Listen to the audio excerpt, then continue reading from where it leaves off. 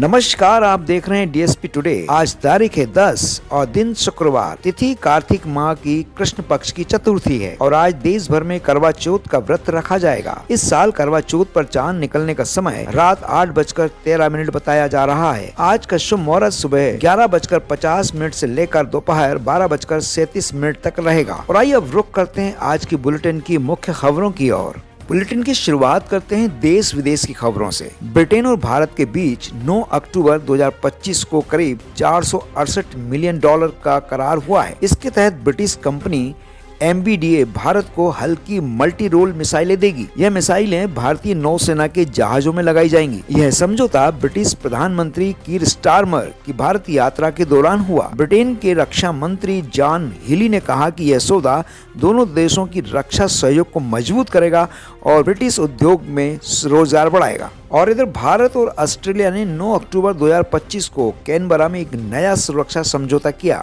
इस समझौते में दोनों देशों के बीच नियमित सैन्य वार्ता और पनडुब्बी बचाव में सहयोग शामिल है। इस पर भारत के रक्षा मंत्री राजनाथ सिंह और ऑस्ट्रेलिया के रक्षा मंत्री रिचर्ड मार्लेस ने हस्ताक्षर किए। रिचर्ड मार्लेस ने कहा कि यह समझौता भारत और ऑस्ट्रेलिया के रक्षा संबंधों को और मजबूत करेगा और हिंद प्रशांत क्षेत्र में सुरक्षा सहयोग बढ़ाएगा। और इधर भारत और रूस की सेनाएं सैन्य अभ्यास में जारी हैं। भारत और रूस के बीच संयुक्त सैन्य अभ्यास इंद्र 2025 राजस्थान के बीकानेर में जारी है। यह अभ्यास 15 अक्टूबर 2025 तक चलेगा। इसमें दोनों देशों के सैनिक आतंकवाद विरोधी अभियान, युद्ध कौशल और आपसी समन्वय का अभ्यास कर रहे हैं। यह अभ्यास हर साल दोनों देशों में बारी बारी से होता है। इसका उद्देश्य रक्षा सहयोग बढ़ाना और संयुक्त संचालन क्षमता को मजबूत करना है। भारत ने अमेरिका से LPG लिक्विफाइड पेट्रोलियम गैस आयात करने के लिए जारी टेंडर की समय सीमा बढ़ा दी है। यह 2026 के लिए पहला संयुक्त टेंडर है। नए संशोधन के अनुसार टेंडर की आखिरी तारीख अब 17 अक्टूबर है। सरकार का उद्देश्य LPG आपूर्ति सुनिश्चित करना और घरेलू मांग को पूरा करना है। यह कदम वैश्विक ऊर्जा बाजार में स्थिरता बनाए रखने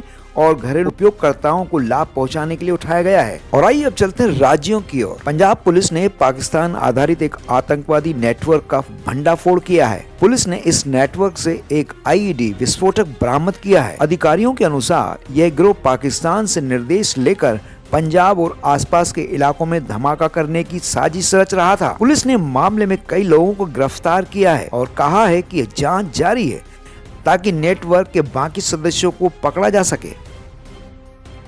PM नरेंद्र मोदी ने नवी मुंबई अंतर्राष्ट्रीय हवाई अड्डे का उद्घाटन किया। यह मुंबई का दूसरा अंतर्राष्ट्रीय हवाई अड्डा है जिससे शहर और आसपास के क्षेत्रों की हवाई कनेक्टिविटी मजबूत होगी। इस नए हवाई अड्डे से यात्रियों को बेहतर सुविधाएं मिलेंगी और मुंबई हवाई अड्डे पर भीड़ कम होगी। सरकार का कहना है कि यह परियोजना क्षेत्र के आर्थिक विकास को बढ़ावा देगी। भारत ने क्रिप्टो करेंसी और स्टेबल कॉइन को लेकर सतर्क रुख अपनाया है। मुंबई में आयोजित ग्लोबल फिटनेस फीस्ट में सरकार के प्रतिनिधि ने क्रिप्टो पर खुलकर बात करने से परहेज किया। इस दौरान भारत की नियामक स्थिति को स्पष्ट रूप से नहीं बताया गया। विशेषज्ञों के अनुसार देश अभी भी क्रिप्टो को लेकर नियम बनाने और सुरक्षा उपायों पर विचार कर रहा है, लेकिन निवेशकों के लिए अभी कोई स्पष्ट दिशा नहीं दी गई है। और आइए देखते हैं आज खेल समाचार क्या है। पूर्व भारतीय कप्तान धोनी ने प्रमाणित ड्रोन पायलट बनकर नया अनुभव हासिल किया। वहीं भारतीय पुरुष जल पोलो टीम ने एशियाई चैंपियनशिप में तिरंगा दिखाकर विवाद खड़ा कर दिया है। और आइए मौसम के मिजाज जानते हैं। इस सप्ताह उत्तर भारत में 29 से 35 डिग्री सेल्सियस, दक्षिण में हल्की बारिश और आंधी तूफान, मध्य भारत में 17 से 32 डिग्री सेल्सियस तापमान रहने की संभावना है। पश्चिम बंगाल में भारी बारिश और भूस्खलन से 70 से अधिक लोगों की मौत हुई है।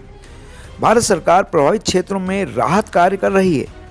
और आइए बुलेटिन के अंत में जानते हैं शेयर मार्केट के बारे में। इस सप्ताह 9 से 15 अक्टूबर भारतीय शेयर बाजार में हल्की उतार चढ़ाव की संभावना है। निफ्टी 50 इंडेक्स 25,000 से लेकर 25,200 के बीच रह सकता है। निवेशक टाटा स्टील, इंडसइंड बैंक और अंबर इंटरप्राइजेस इंडिया पर ध्यान दे सकते हैं जो तकनीकी रूप से मजबूत दिख रहे हैं। तो दोस्तों ये थी आज की 10 बड़ी खबरें। आप देख रहे थे DSP टुडे। कल फिर मिलेंगे नए अपडेट्स के साथ। इसी के साथ ये बुलेटिन समाप्त होता है।